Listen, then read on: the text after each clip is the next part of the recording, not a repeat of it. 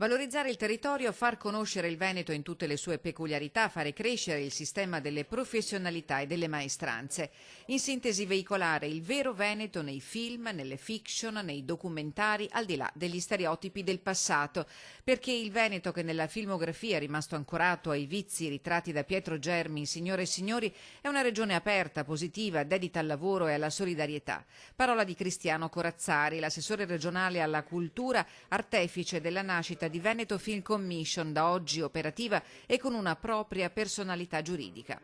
Sicuramente la Regione Veneto vuole investire nel mondo del cinema, delle fiction, delle produzioni, perché sappiamo che investire in questa direzione significa far crescere tutto il nostro sistema economico. È un'industria molto importante, sia da un punto di vista della nascita delle professionalità, del lavoro, ma anche per la promozione del nostro territorio, delle eccellenze che abbiamo nella nostra regione, che sono da scoprire in tutto il mondo.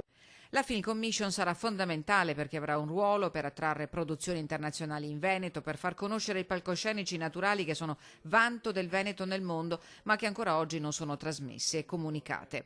Con un occhio di riguardo alle professionalità, agli attori veneti, a chi lavora nel mondo del cinema, che in Veneto deve trovare ulteriore occasione di crescita.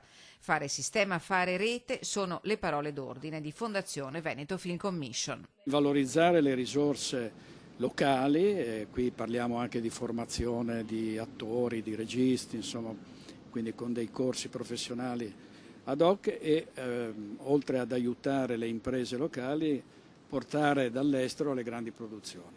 Perché all'estero che il nuovo board di Fondazione Veneto Film Commission guarda con attenzione, da Cannes a Berlino, passando per la Mostra del Cinema di Venezia e prima ancora all'Anica a Roma, per costruire una rete di rapporti che saranno volano importante per il rilancio della cultura tout court. Oltre al presidente Luigi Bacialli, in consiglio d'amministrazione siedono il consulente editoriale Giacomo Brunoro, Cecilia Valmarana di Rai Movie, l'imprenditore Vittorio Dalleore e Giulia Lavarone, ricercatrice all'Università di Padova.